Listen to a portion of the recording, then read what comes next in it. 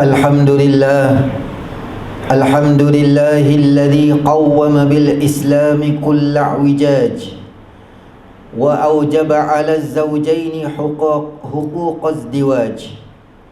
أشهد أن لا إله إلا الله وحده لا شريك له أنزل علينا خير منهاج. وأشهد أن سيدنا محمدا عبد الله ورسوله جعل الحقوق خير علاج. صلى الله وسلم على سيدنا محمد كان للعالمين سراج، وعلى آله وأصحاب الذين كانوا خير أزواج. أما بعد، فيا أيها المسلمون اتقوا الله القائل: ومن كل شيء خلقنا زوجين لعلكم تذكرون. Sidang jemaah yang dirahmati oleh Allah Subhanahu wa taala. Pertama dan utamanya, khatib menasihati diri sendiri dan seluruh hadirin pada hari Jumaat yang penuh barakah ini. Marilah kita sama-sama meningkatkan ketakwaan kita di sisi Allah Subhanahu wa taala dengan menunaikan segala titah perintahnya dan menjauhi segala larangan dan tegahannya. Moga-moga kita akan tergolong di dalam golongan yang mendapat kejayaan di dunia, lebih-lebih lagi di akhirat.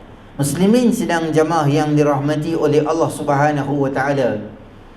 Suami merupakan pemimpin atau ketua bagi sesebuah keluarga.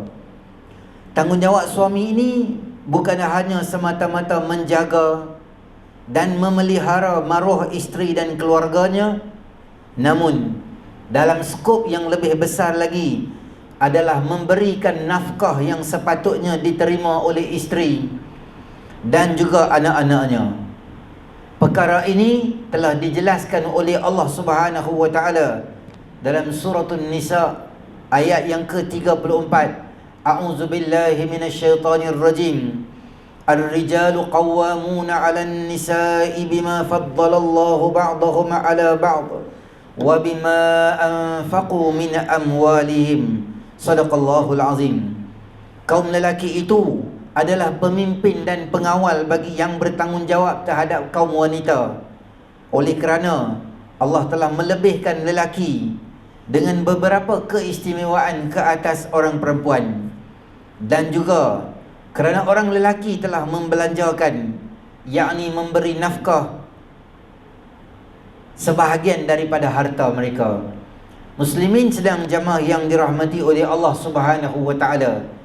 Akhir-akhir ini banyak kes yang dilaporkan terhadap seorang suami yang mengabaikan tanggungjawab nafkahnya terhadap isterinya. Lebih-lebih lagi apabila isteri itu sudah mula bekerja, maka suami akan memberikan 1001 alasan supaya mengelakkan dirinya daripada memberikan nafkah bulanan, dengan alasan isteri sudah bekerja atau isteri ada simpanan kewangannya sendiri, dan dia jadikan alasan itu untuk mengelakkan diri daripada memberi nafkah. Dan lebih malang lagi, apa yang disebut oleh masyarakat kita sebagai biawak hidup.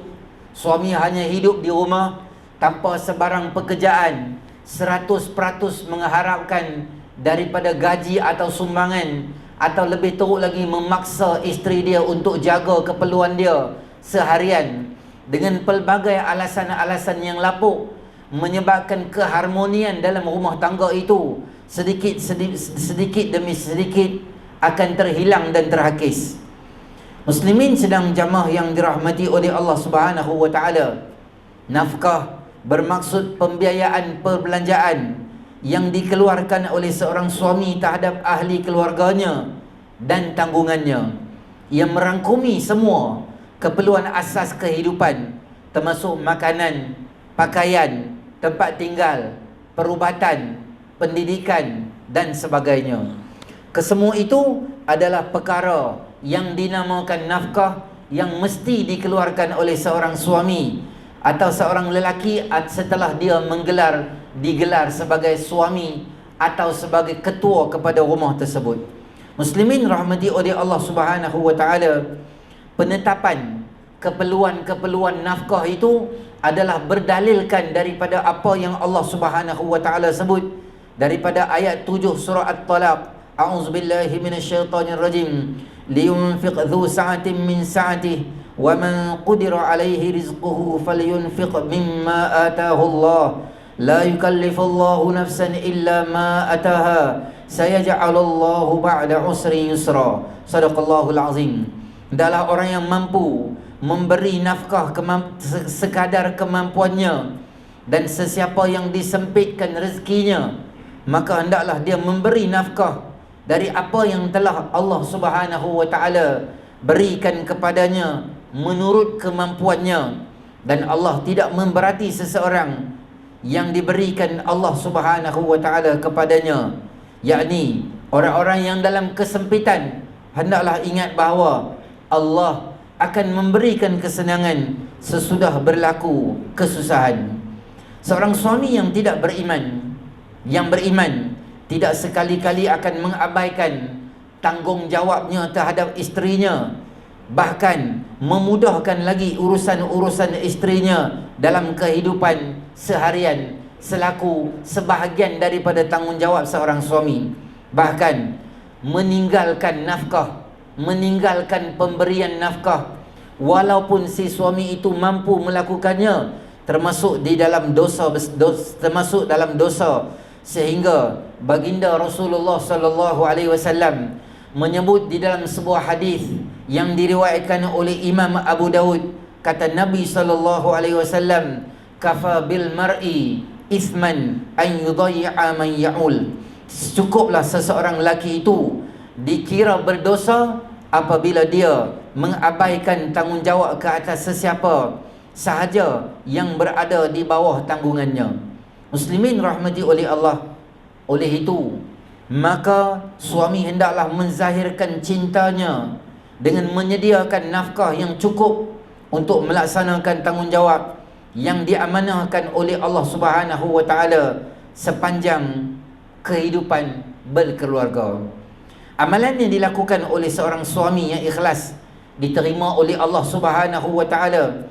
Bahkan Nabi sallallahu alaihi wasallam sendiri tunjukkan kepada kita bagaimana peranan dan tanggungjawab seorang suami dalam menguruskan rumah tangga, lebih-lebih lagi dalam urusan nafkah kepada ahli keluarganya.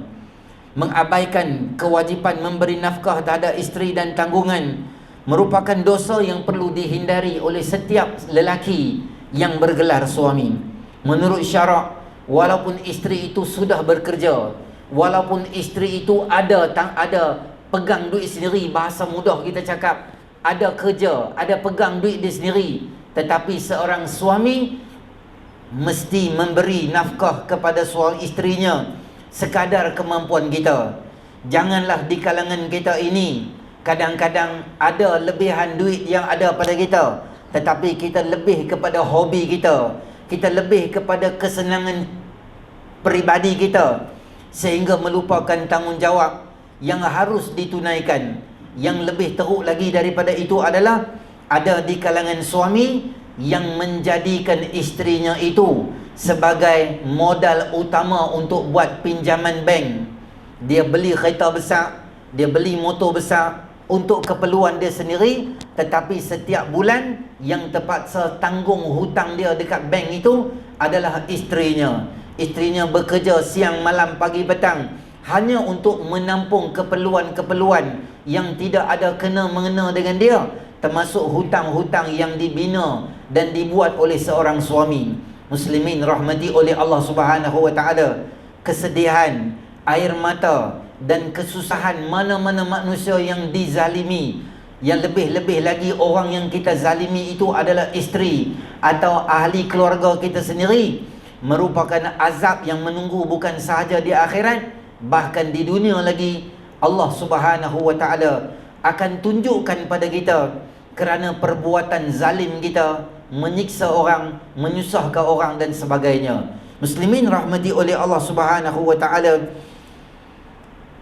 jadilah seperti mana yang Allah Subhanahu wa taala beri contoh kepada Rasulullah sallallahu alaihi wasallam, bagaimana kehidupan yang diasaskan bersama ummahatul mukminin, ibu-ibu orang beriman atau isteri-isteri baginda Rasulullah sallallahu alaihi wasallam, yang menjadi contoh dan suri tauladan bukan sahaja kepada kita, bahkan sampai bila-bila Nabi SAW menjadi contoh yang sangat terbaik kepada kita. Muslimin rahmati oleh Allah Subhanahu wa taala, dalam keadaan kos kehidupan yang makin lama makin tinggi, makin lama makin tinggi, maka seorang suami dan isteri, terutama seorang isteri suami itu, perlu saling memahami dan menguruskan rumah tangga secara bersama atau secara kemampuan yang paling maksimum untuk membahagiakan ahli keluarga masing-masing.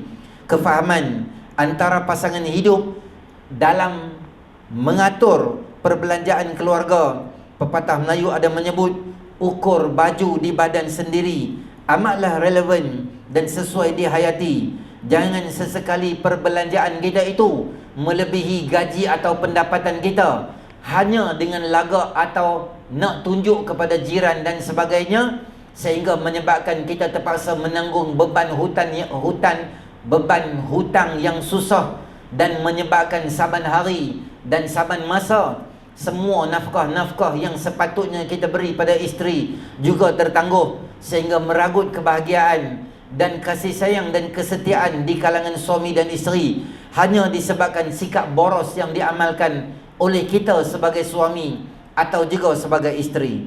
Oleh itu, muslimin rahmati oleh Allah, si suami ini perlu memberi komitmen dalam melaksanakan pertanggungjawabnya terhadap nafkah sebaik mungkin, dengan memberikan keselesaan yang maksimum kepada isteri sekadar kemampuannya, bukan sampai ke peringkat boros atau melampau sehingga menyebab mudarat. Oleh itu, kasihanilah keluarga dan isteri kita. Mereka lah sebab kebahagiaan seorang suami, berdasarkan apa yang baginda Rasulullah sallallahu alaihi wasallam telah sebutkan kepada kita. Muslimin sedang jamaah yang dirahmati oleh Allah Subhanahu wa taala, sebagai kesimpulan daripada apa yang kita sebutkan dalam khutbah yang pertama tadi dan khutbah yang pertama ini, maka mari sama-sama kita mengambil iktibar daripada apa yang diajar oleh baginda Rasulullah sallallahu alaihi wasallam. Yang pertama, sebagai kesimpulannya, seorang suami mestilah menunaikan tanggungjawabnya terhadap isterinya atau memberikan nafkah untuk kebahagiaan isteri dan keluarganya. Nombor dua, jangan kita menjadi seorang suami yang melalaikan tanggungjawab yang asas terhadap isterinya, atau lebih-lebih lagi ada unsur-unsur menzalimi di antara keduanya. Dan yang ketiga, ingatlah, seorang suami yang membahagiakan isteri dan anaknya di dunia, Allah Subhanahu wa taala pasti akan mudah dan murahkan rezekinya. Dan seorang suami atau seorang ketua keluarga yang sering mengabaikan tanggungjawabnya terhadap isterinya, pasti nanti akan diazab oleh Allah Subhanahu wa taala, bukan nanti di akhirat tetapi di dunia lagi. Ada bibit-bibit kesusahan dalam mencari rezeki dan sebagainya, sedikit sebanyak sebagai peringatan pada seorang suami agar jangan terus-menerus mengabaikan tanggungjawabnya terhadap keluarganya. Firman Allah Subhanahu wa taala, a'udzubillahi minasyaitonirrajim, qaf wal qur'anil majid bal ajibu an ja'ahum munzirun minhum faqala al kafiruna hadha syai'un ajib a idza mitna wa kunna turaban dzalika raj'un ba'id. Barakallahu li wa lakum bil qur'anil azim wa nafa'ni wa iyyakum bima fihi minal ayati wadh-dhikril hakim wa taqabbal minni wa minkum tilawatahu innahu huwas samiul alim. Aqulu qawli hadha wa astaghfirullahal azim li wa lakum wa lisairil muslimina wal muslimat fastaghfiruh faya fawzal mustaghfirin wa ya najatat taibin. Allahumma salli ala rasulika sayyidina wa nabiyyina wa habibina wa syafi'ina wa nuhmina wa maulana Muhammad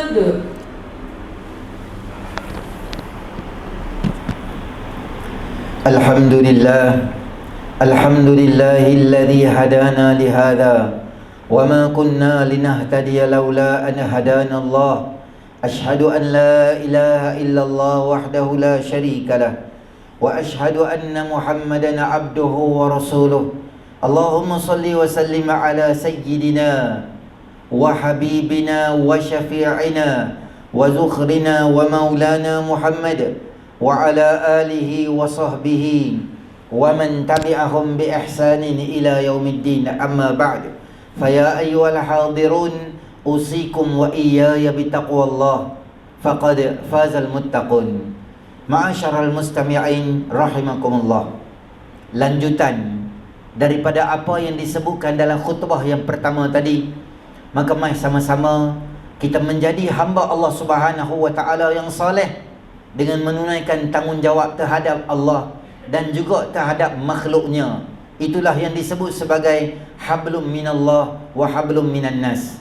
Khutbah yang pertama membincangkan pada kita bagaimana menjaga keperluan luaran sebagai seorang isteri, sebagai seorang suami. Maka peringatan sedikit dalam khutbah yang kedua ini, bukan sahaja seorang nafkah itu hanya menjaga luaran, penampilan, makan minum, pakaian dan tempat tinggal, tetapi yang lebih besar lagi adalah tanggungjawab keagamaan, memberi didikan agama, mengajar anak dan isteri dan keluarga supaya hubungan mereka dengan Allah Subhanahu wa taala, baik berkaitan dengan sembahyang, baik berkaitan dengan ibadat, baik berkaitan dengan aurat dan sebagainya, terutama ilmu-ilmu yang perlu diserapkan oleh kita kepada mereka. Andai kita tidak ada kemampuan, maka bawa isteri dan anak kita untuk sama-sama belajar di masjid dan di surau. Rata-rata di kita di Pulau Pinang banyak kuliah-kuliah yang ada. Cari ruang, cari hari yang kosong, bawa keluarga kita main. Bukan sahaja kita nak kita berada di dunia, bersatu di dunia, tapi kita nak juga bersama-sama di akhirat. Tak cukup dengan slogan membanggakan diri, beras kita yang beli, beras kita yang beli. Tak cukup dengan slogan-slogan tu nak menunjukkan kita ni hebat. Bukan hebat terang mana beras yang dibeli, tetapi tanggungjawab terhadap sebalik apa yang Allah Subhanahu wa taala berikan kepada kita setelah kita memegang erat tangan qadi untuk kita melafazkan akad. Saat dan ketika itu tanggungjawab dah mula bertambah dalam diri kita. Muslimin rahmati oleh Allah, kebanyakan kepincangan yang berlaku di dalam masyarakat bermula daripada keluarga. Kepincangan dalam keluarga itu bermula di seawal suami dan isteri, dan kepincangan di kalangan suami dan isteri ini kebanyakannya isu-isu persefahaman dan yang akhirnya melibatkan pengabaian terhadap solat dan basic-basic berkaitan dengan agama. Muslimin rahmati oleh Allah, mimbar ini tidak memperuntukkan ruang yang sangat besar untuk kita bercakap isu-isu yang dalaman berkaitan suami isteri. Cukup sekadar peringatan pada hari ini. Moga-moga Allah Subhanahu wa taala memberikan pada kita hari ini menjadi seorang suami yang bertanggungjawab dan meraih pahala ganjaran dengan perkahwinan itu di dunia, lebih-lebih lagi di akhirat. Muslimin sedang jamaah yang dirahmati oleh Allah, pada hari Jumaat yang penuh barakah ini, mari sama-sama kita selawat pada baginda Rasulullah sallallahu alaihi wasallam, kerana baginda Rasulullah sallallahu alaihi wasallam telah menyebut dalam sebuah hadis, inna awlan nasi bi yaumal qiyamah aktsaruhum alayya salatan. Orang yang paling utama nanti di sisi aku adalah orang yang paling banyak selawatnya kepada aku.